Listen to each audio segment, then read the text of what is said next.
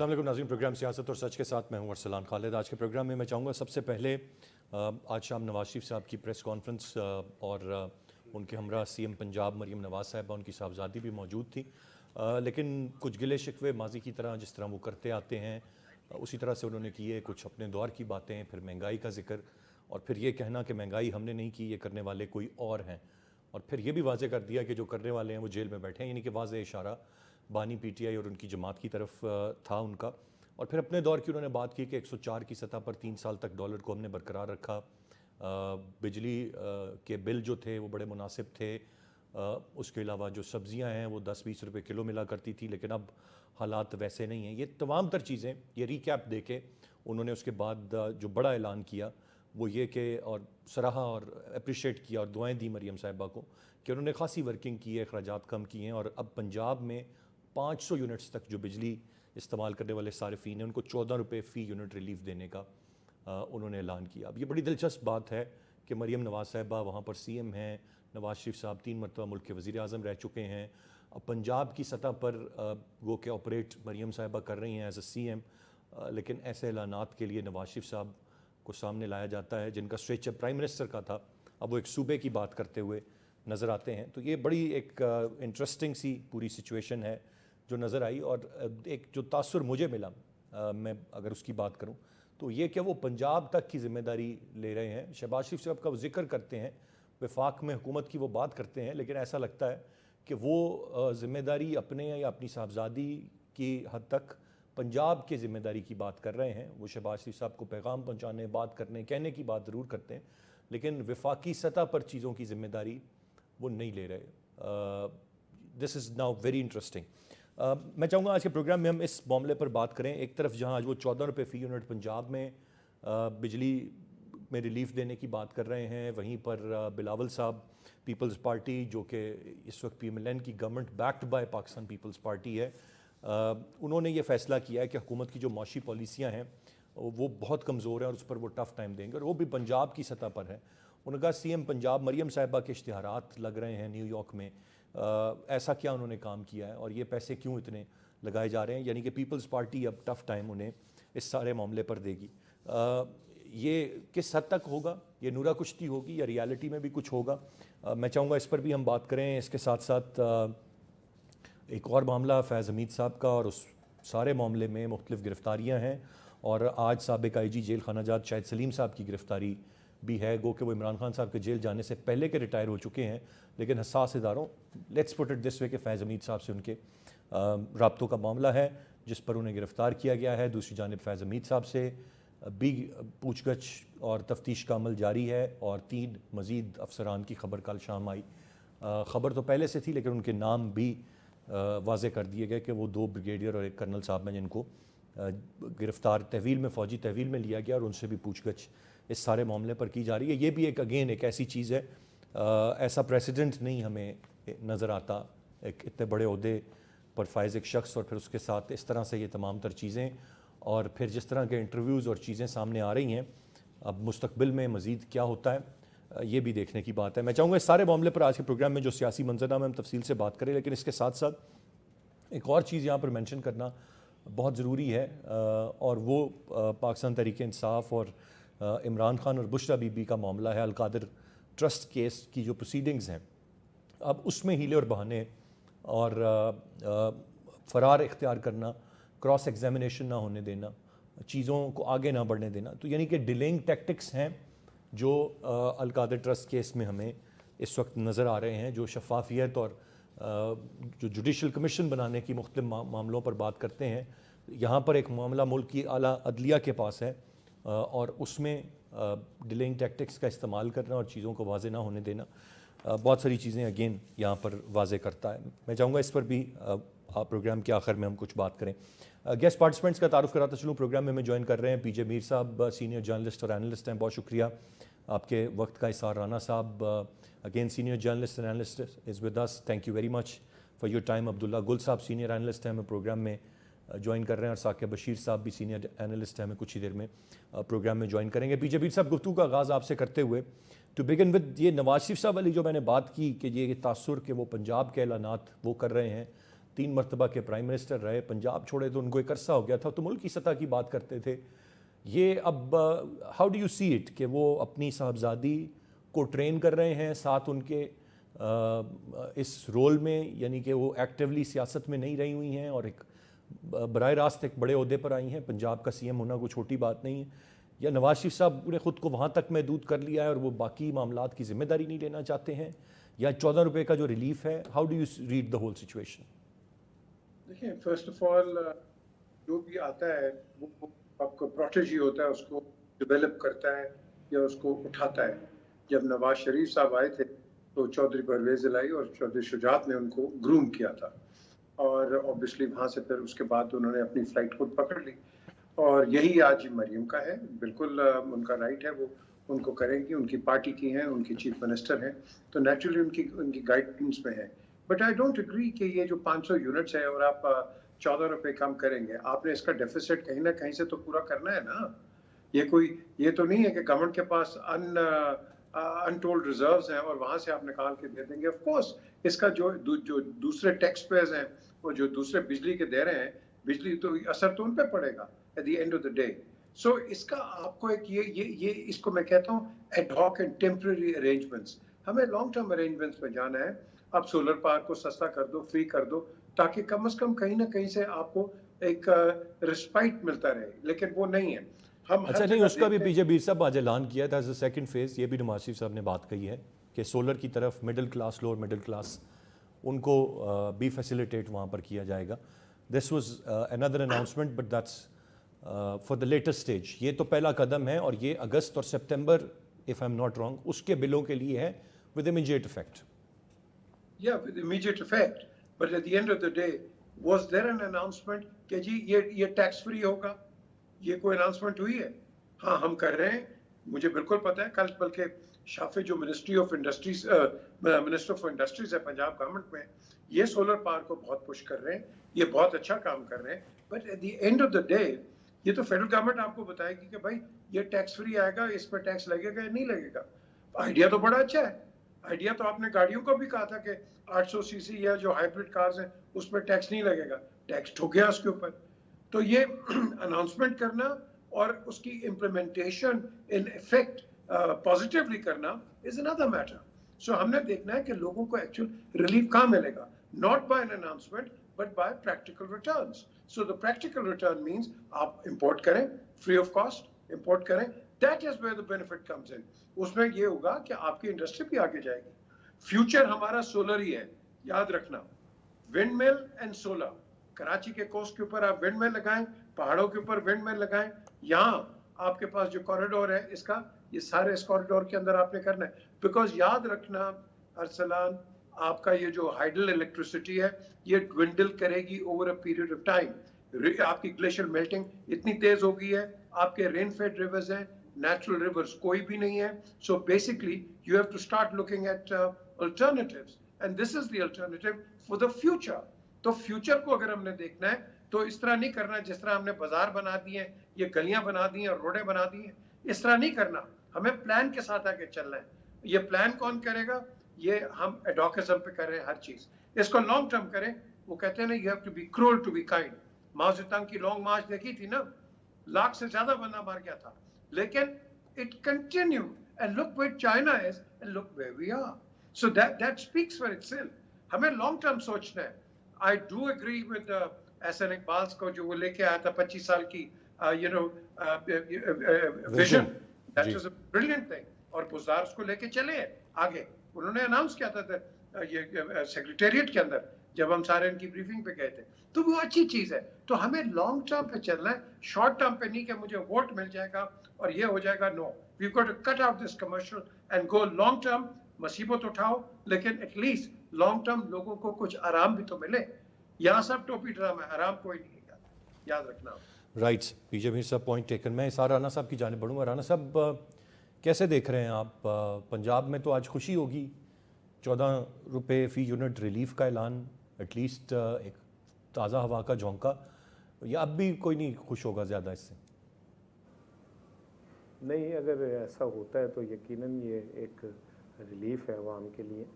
और ये मिलना चाहिए। लेकिन हमारी सारी सियासत गा गे गी पे होती है, ऐसा होगा, ऐसा करेंगे, ऐसा होगा। तो अभी जब होगा तब मैं देखूँगा, बहरहाल अल्लाह करे कि हो जाए। तो अगर ऐसा हो जाता है तो बहरहाल लोगों को उनकी ज़िंदगी बहुत मुश्किल में है, लोग बहुत ज़्यादा एक तकलीफ़ में ज़िंदगी गुजार रहे हैं, और ख़ास करके बिजली के बिलों ने पूरी कौम को एक ऐसा से कमतरी, एक नफसियाती मरीज़ बना दिया है। और अल्लाह करे कि ये जो कह रहे हैं हो जाए, मैं तो, मेरी तो दुआएं नवाज शरीफ साहब के साथ हैं। लेकिन आज की उनकी प्रेस कॉन्फ्रेंस सुन के मुझे बड़ा मज़ा आ रहा था, जिस तरह वो गुफ्तगू कर रहे थे कि मेरे बाद आने वालों ने मुल्क का बेड़ा गर्क किया। तो अब वो काश, मेरा ख्याल है शायद शहबाज शरीफ साहब अक्लमंद आदमी है, इसीलिए अपने भाई के साथ नहीं बैठे कि मेरे भैया ने मेरे खिलाफ ही प्रेस कॉन्फ्रेंस करनी है। 2 दफ़ा वो वज़ीर आज़म बन चुके हैं, ये दूसरी दफ़ा कंटिन्यूस वो वज़ीर आज़म है। और जिस शख्स के ऊपर वो इल्ज़ाम लगा रहे हैं, मैं समझता हूँ इखलाकी कमज़ोरी है। एक बंदा जेल में बैठा है, वो अपने आप को डिफेंड नहीं कर सकता, तो आप अपना सारा गंद उसके खाते में डाल दें कि जी उसके 3.5 साल इनके 35 साल पे भारी हैं। इन्होंने 35 साल जो मुल्क का बेड़ा गर्क किया। अजीब व गरीब आज वो बातें कर रहे थे कि मुझे इक़्तिदार की ख्वाहिश नहीं है। तो कोई उनसे पूछे अगर आपको इक़्तिदार की ख्वाहिश नहीं है तो चौथी दफ़ा वज़ीर आज़म बनना, अपनी बेटी को वज़ीर आला बनाना, 3 दफ़ा दोनों भाइयों का 7 बार वज़ीर आला पंजाब बनना, अपने भतीजे को वज़ीर आला पंजाब बनाना, अपने कुड़म को डिप्टी वज़ीर आज़म बनाना, और कितनी ख्वाहिशें हैं। मतलब मज़ीद इसके बाद भी कोई ख्वाहिश रह जाती है आपकी? और फिर आप कंपैरिजन कर रहे हैं अपना इमरान खान का, तो अपने भाई से क्यों नहीं कर रहे? अगर आज आप कहते हैं कि आपके दौर में जो डॉलर था वो पता नहीं 100 के करीब था, तो अपने भाई का क्यों नहीं कह रहे कि उसने $300 कर दिया है? अगर आप कहते हैं कि आपके दौर में पेट्रोल इतने का था, तो अपने भाई का नाम क्यों नहीं ले रहे कि उसने इतना पेट्रोल कर दिया है? आज उनकी जो जितनी भी गुफ्तगू थी वो सारी, मैं मुनाफकत तो लफ्ज़ नहीं इस्तेमाल करूँगा, लेकिन वो एक अजीब व गरीब एक अपने ही बातों का तज़ाद थी। और ना वो खुल के उफल्ला, हम तो कुछ कह भी नहीं सकते, ना वो इस्टेब्लिशमेंट के खिलाफ बात कर सकते हैं, दबे दबे लफ्ज़ों में कहते हैं कहीं नाराज़ ही ना हो जाएं, इतना बोलने का मौका है वो भी ना छीन लें, मुझे पंजाब तक महदूद कर दिया, कहीं ये वाला भी फैसिलिटी ना ले लें। अगर इतने ही बहादुर और चे गवेरे हैं तो नाम लेना इस्टेब्लिशमेंट का कि भाई उन्हें इनका इक़्तिदार छीना था। नाम लेना बाजवा साहब का कि उन्होंने इनका इक़्तिदार छीना था। मैं तो बड़ा हैरान हो रहा हूँ कि हमारी क़यादत जो है वो ऊपर बैठी हुई इतनी ज़्यादा दरोगोई से काम लेती है, तो फिर कौम का क्या हाल होगा? कौम का वही होगा जिससे हम गुजर रहे हैं। राना साहब, उन्होंने बात तो की ना कि किसने उनको बेटे से तनख्वाह ना लेने पर उनको नायल कर दिया और सारी चीज़ें, तो वो जुडिशरी पे मलबा डालते तो हैं। ले ना नाम, जिन्होंने नायल किया इस्टेब्लिशमेंट ने नाम लेना उनका। नहीं, अगर वो क्यों नहीं नाम ले समझते रहे? कि क्यों नहीं इस्टेब्लिशमेंट बाजवा उसमें साहब का नाम मुलविस लेते थी, अब? वो समझते हैं कि जुडिशरी ने ये काम किया था, तो आप क्यों उन्हें फोर्स करेंगे तो कि वो तो गुजरांवाला के जलसे में उन्होंने कहा था नाम लेके, जनरल बाजवा का नाम लेके गुजरांवाला के जलसे में कहा था कि आपने मेरी हुकूमत गिराई थी। उसमें साकिब निसार का नाम नहीं लिया था। आप वो वीडियो निकलवा के चलवा दें जरा दोबारा। अभी क्या नवाज शरीफ साहब आपको, राना साहब, पंजाब की सतह तक महदूद नजर आ रहे हैं? वहीं पे खेलना है उन्होंने, या अब उनको महदूद कर दिया गया है, या बाय चॉइस वो ये कर रहे हैं? ये इस पर ज़रा मुझे राय दे दें। अरसलान, बात ये है कि वो तो आए थे ये कह के कि इस मुल्क को बचा लो नवाज शरीफ, नैया को डूबने से बचा लो नवाज शरीफ, और आपके पास पूरे मुल्क के मसाइल की कुंजी थी। आप ये लफ्ज़ इस्तेमाल करते थे कि मुल्क के मसाइल की कुंजी नवाज शरीफ के पास है। तो ये कौन सी लीडरशिप है जिसमें वो सिर्फ पंजाब के अवाम के पीछे छुपना चाह रहे हैं? ये कौन सी क़यादत है जिसमें वो सिर्फ अपनी बेटी को मजबूत करना चाह रहे हैं? अगर वो कौमी सतह के लीडर हैं तो पंजाब से बाहर क्यों नहीं निकल रहे? क्यों नहीं गुर्बत पे बात कर रहे? क्यों नहीं महंगाई पे बात कर रहे? क्यों नहीं जमहूरी इक़्तिदार पे बात कर रहे? करें ना बात, क्यों नहीं करते? इसलिए कि अब वो सिर्फ रोटियां चेक कर सकते हैं या अपनी बेटी के साथ बैठ के कमिश्नरों के इजलास की सदारत कर सकते हैं। उनको इससे ज़्यादा फैसिलिटी नहीं है, वो इससे ज़्यादा खुल के बात नहीं कर सकते। वो तो अपने भैया को अपने साथ नहीं बिठा सकते, अपने भाई को बिठा के वज़ीर आज़म को अपने साथ बिठा के प्रेस कॉन्फ्रेंस नहीं कर सकते। तो इससे बात आपको क्लियर नहीं हो रही कि विफाक में उनका अमल दखल ही को ख़त्म हो चुका है। विफाक नाम है मोहसिन नकवी का, विफाक नाम है आपके वज़ीर ख़जाना का, विफाक नाम है ये जो वावडा का। शहबाज शरीफ साहब भी बेचारे क्या कर सकते हैं? तो मैं ये समझता हूँ कि नवाज शरीफ साहब को जितनी फैसिलिटी दी गई है, उनका गैर एलानिया ECL में नाम है, मुल्क से बाहर नहीं जा सकते, वो अपनी मर्जी का बोल नहीं सकते, तो बेचारे कैदी तो नवाज शरीफ साहब भी हैं, बस जितना उन्हें मौका Right. मिल रहा है ठीक है, एंजॉय करने उसे। राइट सर, ठीक, पॉइंट टेकन। मैं साकिब बशीर साहब की जाने पढ़ूंगा। साकिब साहब, कैसे देख रहे हैं आप आज नवाज शरीफ साहब की इस मीडिया टॉक को या रिलीफ के ऐलान को, और डू यू एग्री जो बातें साराना साहब ने की कि वाकई महदूद हो गए हैं वो और कैद हैं एक लिहाज से, या इंजॉय कर रहे हैं, फ्रीली घूम फिर रहे हैं? नहीं, एंजॉय तो नहीं कर रहे वो। आपने सुना होगा उन्होंने आज की जो गुफ्तगू थी, एक तो वो गुफ्तगू बड़ी कैलकुलेटेड थी। उन्होंने अल्फाज के चुनाव, जो अफराद, इदारे जो उनको हटाने में कहीं ना कहीं चीज़ें, तो उन्होंने बहुत अल्फाज का चुनाव भी बड़ा महदूद रखा। तो उन्होंने आज की जो गुफ्तगू थी उसमें 3-4 दफ़ा ये कहा कि वो उन्हें बहुत दुख है, वो दर्द महसूस करते हैं, और उन्होंने कहा कि कभी जो है खुल के बात होगी। तो इस तरह करके तो वो इंजॉय तो नहीं करे, यकीनी तौर पर वो उस ऐसी एक सिचुएशन में है। आप याद करें कि 8 फरवरी से मेरा ख्याल है 1 या 2 रोज़ कबल 6 फरवरी को मेरा ख्याल है तमाम अखबारात पे एक इश्तिहार आया था कि वज़ीर-ए-आज़म नवाज शरीफ, वो अंग्रेजी उर्दू सारे अखबारात पे। तो इसका जी, मतलब ये बिल्कुल। है कि उस वक्त तक एक चीज तय थी कि जो वज़ीर-ए-आज़म है वो नवाज शरीफ साहब ने बनना है। और वो सर, पूरी वो तैयारी साकिब करके बशीर आए साहब, थे, मुल्क को पूरा एक नवाज माहौल, दो का एक नारा बुलंद हुआ था, मुल्क को नवाज दो। मुल्क को नवाज दो, पूरा एक माहौल बना के वो आए थे। और उनकी जो मीनार पाकिस्तान पे जो स्पीच थी, और इसमें पूरा एक मतलब एक वो सिनेरियो बन रहा था कि अब वो आएंगे और मतलब पता नहीं क्या करेंगे, लेकिन वो हुआ नहीं। जो वो चाह रहे थे वो नहीं हुआ। और आपने एक चीज़ और भी नोट की होगी कि 8 फरवरी से ऑनवर्ड उनकी 2-3 ही मतलब अपीयरेंस है मतलब मीडिया पे। आज काफ़ी दिनों के बाद कल परसों को इजलास हुआ है, उसका भी ज़राए से खबर आई, उनकी कोई फुटेज इस तरह की नहीं आई। पिछले दिनों मरी में थे या कोई, मतलब उनकी जो अपीयरेंस है मीडिया पे वो भी आउट है। तो इसका मतलब है कि वो पीछे रहकर अपनी जो बेटी हैं उनको कामयाब कराने की कोशिश यकीनी तौर पर कर रहे हैं। बाकी 2-3 चीज़ें जो आज उनकी स्पीच में थी, यकीनी तौर पर वो ये चाहते हैं कि उनकी बेटी कामयाब वज़ीर आला हो। उसके लिए वो प्लान कर रहे होंगे, अपनी इनपुट भी दे रहे होंगे। और आज जो उनको पता है कि इस वक्त अवाम बहुत गुस्से में, गम गुस्सा बहुत ज़्यादा है, महंगाई है, बिजली के बिल बहुत ज़्यादा आ रहे हैं, लोगों को यहाँ पे जॉब्स नहीं है और बहुत सारे इश्यूज हैं। तो वो जो पल्स है, जो अवामी जो नब्ज़ है, वो जानते हैं। वो पिछले तकरीबन 30-40 साल से इस पाकिस्तानी सियासत में बड़े एक्टिव हैं। सबसे ज़्यादा उन्होंने इक़्तिदार में वक्त गुजारा है, सबसे ज़्यादा जो आर्मी चीफ बनाने का रिकॉर्ड उनके पास है। तो ये सारी चीज़ें वो अब बेटी को कामयाब कराने के लिए कोशिश ज़रूर कर रहे हैं। लेकिन आज जो उन्होंने स्पीच की, वो स्पीच मेरा ख्याल है कि ठीक है, उनका जो ये गिला है, मैं 100% कहता हूँ बड़ा ही वैलिड है कि किसी भी प्राइम मिनिस्टर को एक बेटे से तनख्वाह ना लेने या इस किस्म की चीज़ पे एक प्राइम मिनिस्टर को अदलिया उठा के घर भेज दे, ये बिल्कुल कोई जस्टिफिकेशन नहीं है। बिल्कुल उस वक्त के जजों ने, अदलिया ने गलत, और उसमें कोई दो राय नहीं है। लेकिन इशू ये है कि जो उसके बाद बयानिया था, एक्सटेंशन देखी, एक्सटेंशन के हवाले से जब पीटीआई तो गवर्नमेंट में थी 2019 में, वो तो सब कुछ वो सेम पेज और ये वो चीज़ें चल रही थी, लेकिन इनका तो बयानिया था।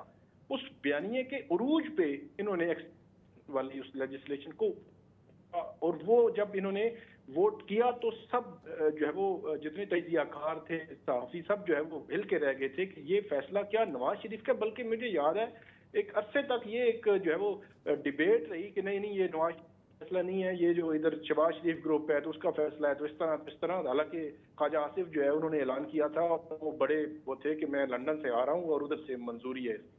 फिर आप 2022, अच्छा एक चीज और मैं कहूँगा कि पिछले अप्रैल 2022 से लेकर आज तक मैं ये समझता हूँ कि अमली तौर पर जो है मुस्लिम लीग नून गवर्नमेंट में है। ये दरमियान में 5-6 माह जो गुजरे हैं जो निगरानों के, वो निगरानों के गवर्नमेंट में भी उनको पंजाब में मुकम्मल फैसिलिटेट किया गया है। उनकी मर्जी की जो ब्यूरोक्रेसी थी और सारी चीजें थी वो चलती रही हैं, और दूसरी साइड को मुकम्मल तो करने की कोशिश की गई है। उनको इलेक्शन में फैसिलिटेट किया गया है, प्री इलेक्शन आप देख लें कितनी फैसिलिटेशन थी। और दूसरी तो ये जो उनके गिले हैं, वो गिले 2022 से पहले तो हम देखते हैं बहुत गिले हैं, उनको निकला गया। लेकिन अब उनको ये भी देखना चाहिए कि 2 साल और 4 माह हो गए हैं उनको यहाँ पे मतलब इक़्तिदार में किसी ना किसी तरह। तो 2 साल 4 माह के बाद भी अगर उन्होंने ये गिले करने हैं तो ये कदरे कुछ हैरान कुन है। अब उनको वो उन्होंने 2000 जो था 22 का बजट पेश किया, 23 और 24 का तीनों बजट जो है वो पीडीएम की गवर्नमेंट ने पेश किए हैं। और उनका जवाबदेह भी उनका शुरू में हमने सुना कि गुजर जाएगा, फिर 23 आ गया, मुश्किल वक्त है गुजर जाएगा, फिर 24 आ गया, अब भी मुश्किल वक्त है गुजर जाएगा। और ये सबसे बड़ी बात यह है कि इन 2.5 साल को वो ऑन करने के लिए तैयार नहीं है। हम ये समझते हैं कि जो पीटीआई है वो कामयाब नहीं रही, वो उसकी वजह से बहुत सारी उन्होंने आईएमएफ के साथ जो हमारे जो थे मुआहदा था उसमें मतलब इश्यूज बने और उसकी वजह से मुल्क जो है वो इन्होंने एक मुश्किल फैसले किए जो मुस्लिम लीग नून ने, और उनका खुमियाजा भी उनको भुगतना पड़ा। लेकिन 2.5 साल में अब आगे बढ़े ना, अपना 2.5 साल का दें जवाब के आपने क्या क्या किया है और चीजें किस तरफ लेकर जा रहे हैं। आज भी मैं हैरान होता हूँ कि वो बहुत पीछे चले जाते हैं 2017 में। अब तो फिर जो 2018 का election, right sir, I got your point Saqib साहब, आपने बिल्कुल राइटली पॉइंटेड। सिर्फ आखिरी बात 2018 का इलेक्शन अगर इमरान खान को दिया गया था तो क्या 2024 का इलेक्शन इनको नहीं मिला? ये सिंपल सी बात है, ये मतलब हो गया ना इनका वो मामला भी। आपने दुरुस्त कहा कि अब माजी से निकलें, कब तक वो चीज़ें और उन्हीं का तज़किरा करते रहेंगे। उसके दरमियान ठीक है, बिल्कुल पीटीआई की 3.5 साल की हुकूमत रही, उसकी कारकर्दगी को आप ज़िम्मेदार ज़रूर ठहराएं, लेकिन फिर अब जो आगे का वक्त है उस पर चीज़ें बेहतरी की तरफ क्यों नहीं जा रही? अब्दुल्ला गुल साहब, मैं आपसे जानना चाहूँगा, इसी तरह देखते हैं आपके जिस तरह जो एक बयानिया बिल्टअप किया है, गो के इट्स नॉट सेलिंग, ये चीज़ बिक नहीं रही है PMLN की या नवाज शरीफ साहब की, लेकिन वो एक ही तरफ इशारा करते हैं कि जी वो जब आपने नवाज शरीफ साहब को हटाया था ना अदालत के ज़रिए, तो आपने जो तरक्की थी उसको डिरेल कर दिया था, और इतना डिरेल कर दिया था कि वो फिर चीज़ पटड़ी पे आई नहीं अभी तक और आ ही नहीं पा रही। लिहाजा वो ही एक ऐसा पॉइंट है जो गलती थी, और आज हम इस मुश्किल माशी हालात में। नवाज शरीफ साहब ने आज भी यही बात की है मीडिया टॉक, उन्होंने कहा कि जहाँ जिस तरफ हम जा रहे थे, उन्होंने कहा आप मैगजीन उठाएं, अखबारात उठाएं, दुनिया क्या कह रही थी कि हम माशी कुव्वत बनने जा रहे हैं, बस लेकिन वो नवाज शरीफ साहब गए और फिर सब चीज़ें ख़राब, और वो ख़राबी आज भी चल रही। सर बिस्मिल्लाहिर्रहमानिर्रहीम, बहुत शुक्रिया आपका। देखिए, पहली बात यह है कि जो कुछ भी है नवाज शरीफ साहब ने क्या कहा क्या नहीं कहा, अमल जो है ना, action speaks louder than the words. बात यह है कि उनको बहुत मौके मिले, और फिर शाहिद खाकान अब्बासी साहब भी उन्हीं की चॉइस थे, और उसके बाद की सूरत हाल से हम वाकिफ़ हैं। और ख़ास तौर पे फिर जब पीटीएम की हुकूमत आई तो आपको याद है कि बतौर वज़ीर आज़म शहबाज शरीफ मिनट जो है वो इंग्लैंड चले जाया करते थे, जहां वो बड़े भाई से रवाबित रखते थे, और फिर उनसे जो है बात होती थी। फिर इसहाक डार साहब जो है वो वापस आ रहे थे, और फिर यही कहा गया था कि डॉलर किस तरीके से नीचे आएगा, ये सारी बातें थी। तो मरियम नवाज शरीफ साहिबा जो कह रही हैं कि ये माजी के ऊपर सारा जो है वो 3.5 साल के ऊपर जो है वो मुहित जो हुकूमत थी उसके ऊपर डाल दिया गया मलबा, मेरे ख्याल में ये ज़रा जस्टिफाइड नहीं है। उसकी वजह यह है कि पीटीएम की वन हुकूमत जब थी तो आपने जितने फैसले किए, मुश्तरका किए, और आपने बहुत बड़े बड़े बुलंद बांग दावे किए जो कि बिल्कुल जो है मेरे ख्याल में दे बिकेम डस्ट ओनली। और उसके बाद आपकी हुकूमत आ गई, आपने हुकूमत में क्या अमली इक़दामात किए हैं, आपने इंडस्ट्रियलाइजेशन को किस तरीके से आपने रिलीफ दिया। बिजली की जहाँ तक बात है तो मेरे ख्याल में हाइडल जो है वो बहुत इंपॉर्टेंट है, और मेरी बाकायदा पार्टी का मंशूर है जिसके अंदर हमारी पावर पॉलिसी है तहरीक जवानान की। और मैं ये समझता हूँ कि जो हाइडल है वो दुनिया में अब भी बहुत सस्ती है, और ख़ास तौर पे मैं क्योंकि कल कश्मीर के दौरे पे गया हुआ था तो मैंने यहाँ देखा कि जिस तरीके से 990 मेगावाट का एक प्रोजेक्ट जो है वो बंद हो गया क्योंकि नाकिस मटेरियल इस्तेमाल हुआ, और वो टनल जो थी वो गिर गई, अंदर से बैठ गई। वो प्रोजेक्ट जो चालिहान के अंदर जो है वो लगा हुआ है वो ख़राब हो गया। इसी तरीके से मल्टीपल और प्रोजेक्ट्स जो हाइडल से हम चला रहे हैं उनके अंदर हमें जगह जगह मुश्किलात का शिकार है। नीलम जो है प्रोजेक्ट उसके अंदर भी हमें मसाइल हैं।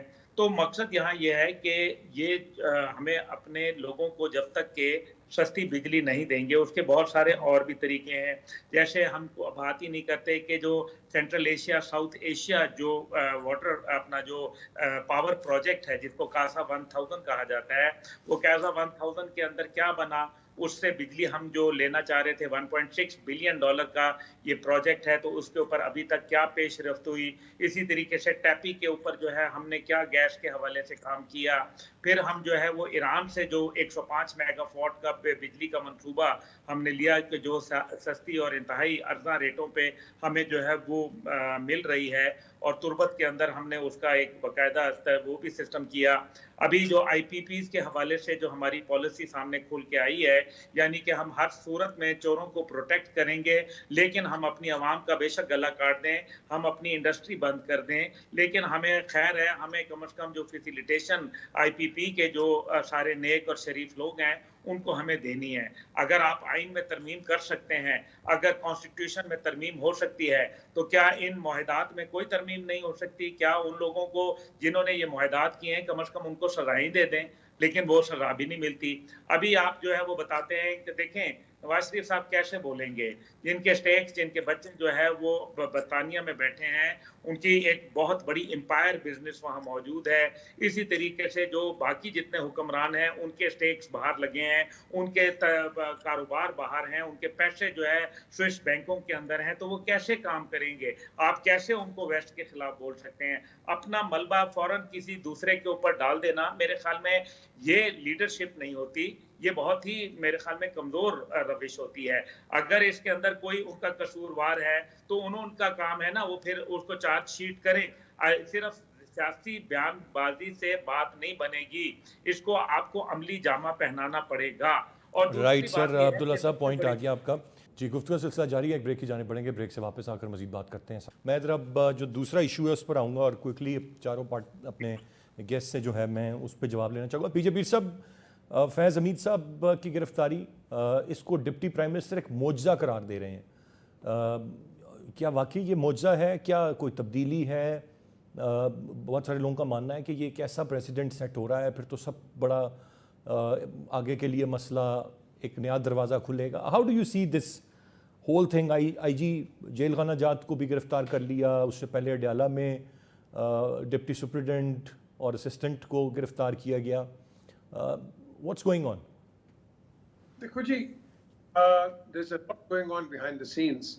अब इतने सीनियर ऑफिसर्स का अगर आप ट्रायल कर रहे हैं, बिल्कुल if the military has found the charges या उनकी इंक्वायरी कंप्लीट हुई है, अभी तो चार्ज लगेगा जब ये इनके जो कोर्ट मार्शल होगा, फील्ड कोर्ट मार्शल, तो उसके अंदर फिर हम देखेंगे कि डिफेंस क्या कहता है और आपके ये क्या, आपका जो प्रोसिक्यूशन है ये क्या कहता है। So we'll have to wait and see, it will be premature कि हम यहाँ बैठ के करें। हम तो यहाँ किसी के ऊपर इल्जाम लग जाए तो सारे चिमगादड़ों और दीमक की तरह एक दूसरे के पीछे लग जाते हैं, हर एक के पीछे। नवाज शरीफ के साथ हमने देखा, इमरान के साथ देखा, बाकी जनरल्स के साथ देखा, आज ये जनरल फैज हमीद आगे इनके देख लिया, तो हम सारे जज, जूरी, प्रोसिक्यूशन हम सब बन जाते हैं। We have to wait and see once this thing clears up, और आपको इसका रिजल्ट मिलेगा। आपकी कोई पब्लिक इंक्वायरी नहीं होगी कि हाँ जी आज ये प्रोसीडिंग्स हुई, कल ये होगी। ये इन कैमरा होती है हमेशा, and that is how it should be, because आप एक ऐसे ऑफिसर को आप ट्राई कर रहे हो जो कि एक बहुत सेंसिटिव ऑर्गेनाइजेशन के हेड है, तो whatever he says can not be made public because obviously that is sensitive. और अगर आप पब्लिक करते हो, I hope it will not, and I certainly hope it shall not, but जब आप अगर करो हाइपोथेटिकली स्पीकिंग, तो फिर आप अपने जो आपके जो दुश्मन है, एडवर्सरीज हैं, आप उनको एक तो खुला रास्ता दे रहे हो। आपके ये टेररिस्ट हैं और जो दूसरे इंडिया और इधर उधर के जो लोग हैं, ये फिर आप इनको एक फील्ड दे दोगे कि आपके इंटेलिजेंस एजेंसी का जो आदमी है, आप उसके साथ ये कर रहे हो। ये इन कैमरा है, let's wait and see what happens. And अच्छा पीजे पीर साहब, एक और चीज़ भी चली, एक वो कोशिश की गई लेकिन उसको उतनी मकबूलियत नहीं मिली सोशल मीडिया पे। फैज़ हमीद साहब की वो तस्वीर लगाई गई जो फॉल ऑफ काबुल की मैं बात कर लूँ, जब वो वहाँ एक होटल में मौजूद थे और उसके साथ तहरीर एक चलाई गई कि ये वो जो सब करवाता है अमेरिका करवाता है, तो ये उसकी सज़ा है जो इनको मिल रही है, लेकिन उसको उतनी मकबूलियत नहीं मिली। अमेरिका हमेशा बैकग्राउंड पे कहीं ना कहीं होता है, हमेशा कहीं ना कहीं होता है। वो अपना रिसर्च करता है, आपका वो क्या कहते हैं पूरा शजरा निकालता है। ये जनरल हमीद गुल के साथ नहीं किया इन्होंने, क्या किया इनके खिलाफ जो प्रोपेगेंडा, हर एक के खिलाफ करते हैं जो उनके मुतालिक बात करेगा हर एक के साथ करेंगे ये। आप ये ना सोचें कि आपके दोस्त हैं, वो इंटरेस्ट होते हैं, कभी इंटरेस्ट चलता है कभी इंटरेस्ट नहीं चलता है। So at the end of the day हमें एक तो बैंक किसी पे नहीं करना चाहिए, और ये हम इसलिए करते हैं बिकॉज हमारे अंदर इतनी करप्शन है, वो उसको एक्सप्लॉइट कर लेते हैं politically. So basically we have to get our own house in order कि हम एक्सप्लॉइट ना हो। तो जब हम एक्सप्लॉइट होंगे तो आपके सामने इस तरह की कई चीजें निकलेंगी। So basically eight the end of the day आपने अमेरिकन का रोल देखा हुआ है, कहीं हर जगह आपने देखा हुआ है। साउथ अमेरिकन कंट्रीज के अंदर क्या करते हैं, बनाते हैं गिराते हैं। शाह ऑफ ईरान का क्या है, कदाफी का क्या है, हाफिज अल असद का क्या है, यू नो ये बुमदीन का क्या है, हर एक का करते हैं। उसने तड़ी नहीं लगा दी थी अभी आके इसने ट्रंप ने इसको MBS को कि हम कब गए तुम्हें फर्क कर सकते हैं। सो ये करते हैं, ये they are gangsters, and at the end of the day we have to live with the gangsters, and that's how it is unfortunately. But at the end of the day हम अपने घर को क्यों नहीं ठीक करते, ये बताएं मुझे। Why is it that we play in the hands of foreigners? Why? और कैसे यही करेंगे वजह है। पीजे मीर साहब, जब इतनी आप कह रहे हैं कि वो एग्जिस्ट भी करते हैं, they the gangster, they the reality, और वो इंटरवीन भी करते हैं। इंटरवेंशन में कभी कोई घर हाउस एंड ऑर्डर हुआ है? वो तो इंटरवेंशन बंद करनी पड़ती है आपको। And do we have that courage कि वो इंटरवेंशन बंद कर दी जाए? देखिए अरसलान, इनके जो इंटरनेशनल आपके जो ऐसी की ये जिनकी पॉलिसीज होती है वो है डिवाइड एंड रूल। गोरे ने भी इधर किया है, इंटरनेशनली भी आप यही करते हैं। अब वो लेट्स से हाइपोथेटिकली स्पीकिंग, चलो इमरान ने जो बात कर ली रशियंस के साथ, उसके बाद क्या हुआ मुझे बताओ, क्या हुआ? Nobody wants. हमें चाहिए कि अपने अंडे जो है ना हर बास्केट में रखें। हम अमेरिका के बगैर नहीं चल सकते, हम चाइना के बगैर नहीं चल सकते, हम रशिया के बगैर नहीं चल सकते। हमारा पहला मीडिया का एक डेलीगेशन जब हम मॉस्को गए हैं, खुदा की कसम वो तो समझते थे पता नहीं हमने क्या कर दिया इनके खिलाफ, सोवियट्स के। द क्वेश्चन इज कि हमारी जो इंटरनेशनल जो एक्सपोजर है वो बड़ा वीक है, और यही वजह है कि हम कश्मीर पर रोते रहते हैं, सेल्फ डिटर्मिनेशन, ये हो गया फलाना हो गया। और भाई अपनी पॉलिसीज को तुम रिव्यू करो, get out of this rut of self determination, और इंडिया ने ये कर दिया, इंडिया ने वो कर दिया। We got to get out of this little myopic thinking, बड़ी सोच के ऊपर चलो जिस तरह हिंदुस्तान चलता है। ये क्या वजह है कि 35A 370 उन्होंने इंप्लीमेंट कर दिया और हम यहाँ बैठ के उसका रिएक्शन दे रहे हैं, बट नॉट एक्शन। हर जगह यही हुआ है। हमने जिनीवा में यही करते हैं, हम यूनाइटेड नेशंस में ये करते हैं, और उसके बाद क्या है, आपके 3 सेंटर्स होते थे यहाँ, Kashmir centre London, Kashmir centre Brussels, Kashmir centre Washington, सब आपने गिरा के रख दिए बिकॉज हमारी फॉरेन पॉलिसी जो है as far as Kashmir it is vague. और यही जो फॉरेन पॉलिसी है ये हर जगह हम देखते हैं, इसमें ब्लेमिशेस हैं। We need to be focused. We are not focused, and we've got to start getting focused now. ये now कब Right, कहते sir. हैं, how long is now? बिल्कुल सही। सार राना साहब, सर कैसे देख रहे हैं आप ये गिरफ्तारी मुआवजा है, ये किस तरफ मामला जा रहे हैं? IG जेल खाना जात को फैज़ हमीद साहब के साथ, मतलब ये सिलसिला तो सियासत में मुदाखलत, फिर एक हाउसिंग सोसाइटी फैलता जा रहा है बहुत ज़्यादा। अब इसमें जेल खाना जात के IG भी आ गए, उनके क्या राब्ते हैं?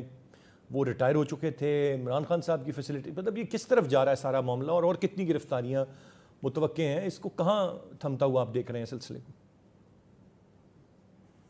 मैं इससे बात करने से पहले सिर्फ एक जुमला कहना चाहूँगा कि जब जनरल फैज़ साहब की तस्वीर एक छपी थी ना चाय का कप वाली, जी जी, तो उस वक्त मैंने अपने दोस्तों को ऐसे ज़राए तफन्नुन कहा था कि ये कप इन्हें बहुत महंगा पड़ेगा।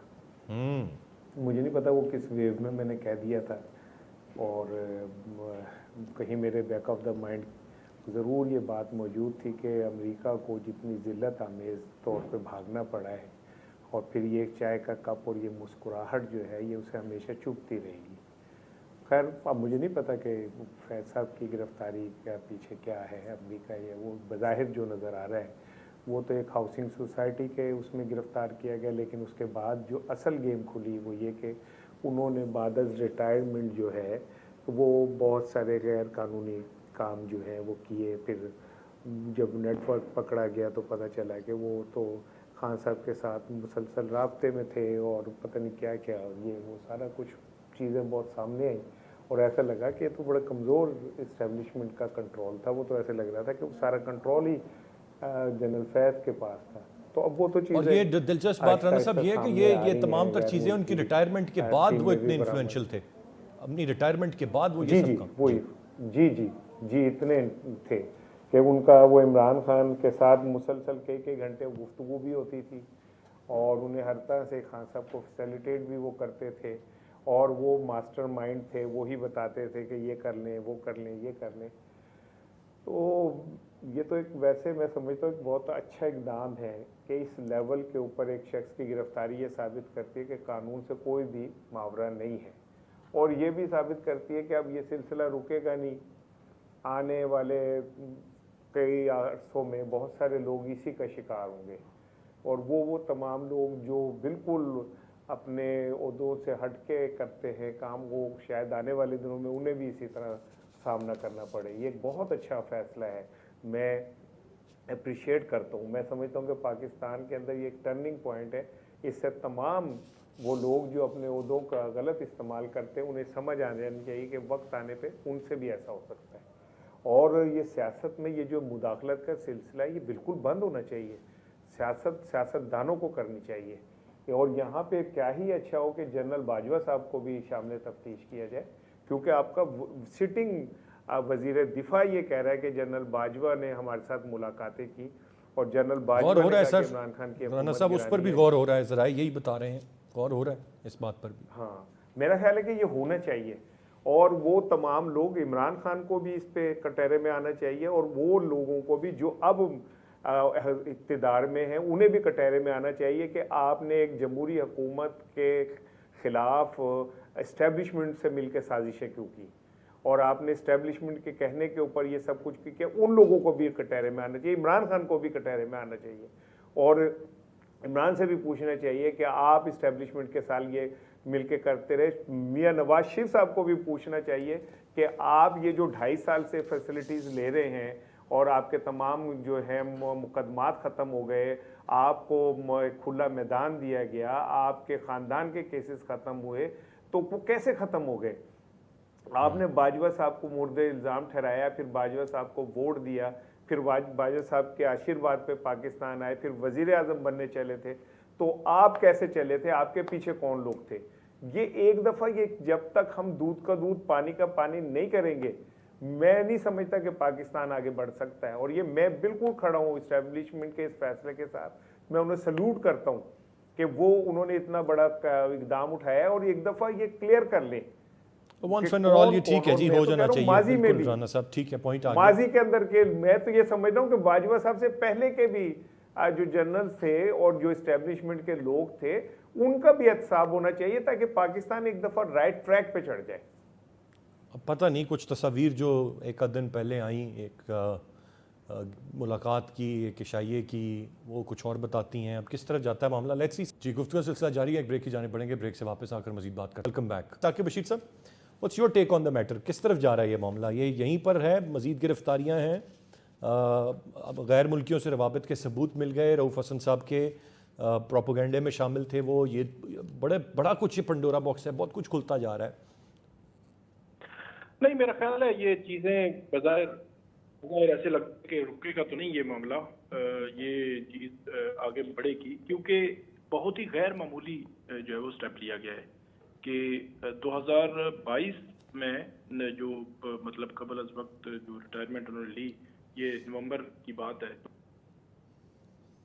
जी। तो अब रिटायर होने वाले एक जो जनरल है उसको अगस्त 2024 में, मतलब 1 साल और तकरीबन, तो उसके बाद उसको कस्टडी में लेना, उसके खिलाफ इतने बड़े चार्जेस होना, चार्ज शीट है, मतलब एक जो एक हाउसिंग सोसाइटी वाला मामला है वो तो एक सेपरेट है, लेकिन जो पोस्ट रिटायरमेंट और दीगर जो बातें उसमें जो प्रेस रिलीज दूसरी या तीसरी आई थी ISPR की, जिसमें यकीनी तौर पर जो पॉलिटिक्स है या उसके हवाले से भी कुछ इशारे दिए गए, तो ये चीज़ें मेरा नहीं ख्याल कि रुकने वाली हैं। उसकी वजह ये है कि ये मामला बज़ाहिर ऐसा लगता है कि जिस तरह मतलब ये बताया गया कि रऊफ़ हसन, फिर उधर अडियाला जेल में जो डिप्टी सुपरिटेंडेंट थे अकरम, अगरचे वो अकरम जो है वो 14 अगस्त सुबह 5 बजे से लेकर अभी तक उनका पता नहीं है वो कहाँ पे हैं, क्योंकि अगर पुलिस की कस्टडी में हो तो पुलिस को तो 24 घंटे में उनको मजिस्ट्रेट के सामने पेश करना होता है। अगर वो पेश नहीं हुए तो इट मीन कि वो कहीं और रहे हैं, और उसकी फैमिली जो है उन्होंने अलग से एक दरख्वास्त भी दे दी है लाहौर हाई कोर्ट पिंडी बेंच में कि उनको बाजी दिया जाए, तो वो फैक्टर भी है। इसके अलावा अभी आज जो गिरफ्तारियों के हवाले से आ रहा है कि आईजी जेल खाना जा, तो इस तरह की चीजें, तो मामला मेरे ख्याल में रुकेगा नहीं। और मुझे ऐसे लगता है कि इमरान खान साहब तक ये चीजें शायद जाएंगी, क्योंकि जो 9 मई के वाकयात हैं या पोस्ट 9 मई आप जो थी कैंपेन थी, मुहिम तो थी पीटीआई की बहुत सख्त जो है वो तौर पर उसको 1971 की वीडियो और उसमें जो है वो मतलब उसके हवाले से एफआईआर तहकीकात भी कर रही है। तो मेरा नहीं ख्याल कि चीजें रुकेंगी, ये मामलात आगे बढ़ेंगे और जाएंगे पीटीआई तक ही, लेकिन पीटीआई तक जाकर आगे क्या होगा ये अभी कुछ कहना कबल अज़ वक्त है। एक बार एक सारा इसका जी बिल्कुल सही पॉइंट आ गया। अब्दुल्ला गुल साहब, सर बहुत सारी चीज़ें आप जानते हैं, शायद जो नाम इस वक्त फ्लोट कर रहे हैं उनमें से कुछ के साथ आप बहुत सारी चीज़ें देखते भी रहे हैं। किस तरफ जा रहा है ये मामला? ये जो बात बाजवा साहब की आ रही है, ये क्या है, क्या सब ये जो किस तरह देखिए, पहले तो जनरल बाजवा साहब के हवाले से मैं क्लियर कर दूं, क्योंकि मैं और वो एक ही नमाज पढ़ते हैं मस्जिद के अंदर जुमे की जो है, तो इस वजह से अभी जनरल फैज की गिरफ्तारी से पहले उन्होंने मुझे बताया कि वो चंद दिनों के लिए, हफ्तों के लिए वो मुल्क से बाहर जा रहे हैं, और उम्मीद तो यही है कि वो 1-2 दिन के अंदर वो वापस आ जाएंगे। ये हर साल आर्मी चीफ एक अशाइया देते हैं, और ये जनरल बाजवा भी देते थे और उससे पहले भी जनरल देते थे, क्योंकि ये एक फौज की रवायत है। इसमें एक बड़ा 300-400 लोग होते हैं इस अशाइये के अंदर, और ये एक्स सर्विसमैन का एक तरीकाकार है।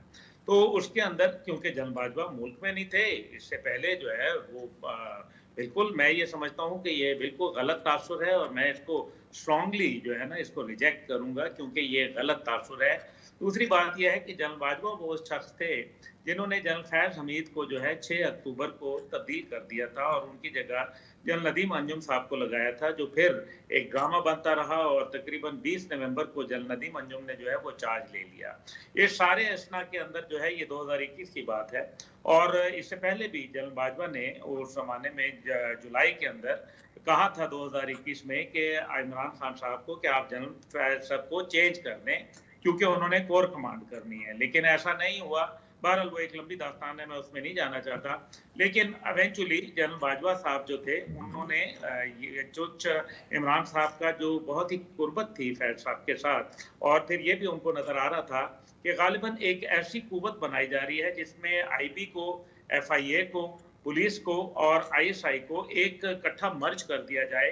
कम से कम कोई एक ऐसा मैकेनिज्म बनाया जाए जिसके लिए आपको याद है कुछ एक कमेटी भी फॉर्म हुई थी, और उसके 3-4 इजलास हुए थे, जिनमें 2 ऐसे इजलास हुए थे जिसमें जनरल बाजवा जब मुल्क से बाहर थे तो वो उनकी अदम मौजूदगी में हुए थे। ये वो तमाम बातें थी, जाहिर है, जिसकी वजह से जनरल बाजवा को अगर इस सारे में कोट किया जा रहा है। पहली बात यह है, ख्वाजा आसिफ साहब अगर ये बातें कर रहे हैं तो ख्वाजा आसिफ साहब से कोई पहले ये पूछे कि वो जनरल बाजवा के ससुर जनरल एजाज अमजद साहब के पास किस कैपेसिटी में गए थे मिलने के लिए, कि वहाँ फैज हमीद साहब आ रहे थे और वो उनको मिलवाने के लिए एक राब्ता किया जा रहा था। तो ये तो बात तो फिर मेरे ख्याल में इनके ऊपर भी आती है। ये गलत बात है कि आप एक आदमी को अपना 2 साल उसके ऊपर पाबंदी है, वो अपना जवाब नहीं दे सकता। ख्वाजा साहब जो मर्जी बोले, इसहाक डार साहब जो मर्जी बोले, यानी कि जिसकी जबान है वो आज खोल ले, लेकिन दूसरा आदमी जो है वो उसके हाथ पैर बांध दें और उसको फिर भूखे खाने के लिए छोड़ दें। यकीनन इस पे गिरफ्तारियां होंगी, सब कुछ होगा, और भी ये मामला रुकेगा नहीं, आगे चलेगा। लेकिन 9 मई का तो वाकया सामने है ना, जिनकी वीडियोस मौजूद हैं, जिनके सारे नाकाबिले तरदीद शवाहिद मौजूद हैं, उनके ऊपर क्या हुआ, कहाँ हैं वो लोग, और क्या कहीं ऐसा तो नहीं है कि उनमें से एक आदमी जो है वजीर आला केपी के है? तो फिर ये भी हमें चंद चीजों को हम नजरअंदाज नहीं कर सकते। दूसरी बात यह है कि ये एक आर्मी का मामला है, अगर उनके पास कोई ऐसे शवाहिद हैं तो फील्ड जनरल कोर्ट मार्शल का तरीका है, उसके अंदर ऑफिसर को बहुत मौका दिया जाएगा। लेकिन याद करें कि जनरल जावेद इकबाल साहब को भी जो है वो उम्र कैद की सजा हुई थी, वो कौन सी जगह पे है, आज कौन से जेल में बैठे हैं? ब्रिगेडियर रिजवान राजा को जो है फांसी की सजा हुई थी, वो किधर हैं? क्या फांसी लग गई उनको? क्या इसी तरीके से एडमिरल मंसूर को जब लेके आए थे और पकड़ के ले आए थे, गिरफ्तार करके ले आए थे, फिर वो एडमिरल मंसूर के साथ क्या हुआ? ये पीजे साहब जानते हैं, ये जो मैं बातें कर रहा हूँ ये इसार साहब को भी पता है। देखें, असल मसला यहाँ ये है कि बिल्कुल मेरे ख्याल में एहतसाब होना चाहिए, लेकिन अक्रॉस द बोर्ड होना चाहिए। और अगर उनकी कोई इसमें कंट्रीब्यूशन थी, ये बात सही है कि ये पीटीआई की तरफ लीड करेगी चीजें और उनके ऊपर जो 9 मई के वाकयात राइट, हैं अब्दुल्ला गुल उनका साहब। घेरा तंग किया जाएगा। लेकिन ये साथ साथ ये लंबा केस है, इसमें एक बहुत सेंसिटिव पोजीशन पे वो रहे हैं और एक वक्त में समझे कि वो हुकूमत भी चला रहे थे फैज साहब। तो इसका मतलब ये है कि एक बहुत बड़ा, और इस सारे काम में इन तमाम प्रोसीडिंग्स में टाइम लगेगा और टाइम गुल साहब, लगने आपका के पॉइंट बाद आ गया। फिर मैं आपको unfortunately I am exceeding the time limit. यकीनन इसमें वक्त दरकार है, बहुत सारी चीज़ें अनफोल्ड होंगी with the time. Let's see where it goes. चारों रिस्पेक्टेबल गेस्ट का बहुत शुक्रिया। आज के प्रोग्राम से इतनी। एहसान खालिद को इजाज़त दीजिए, अल्लाह ने के बाद।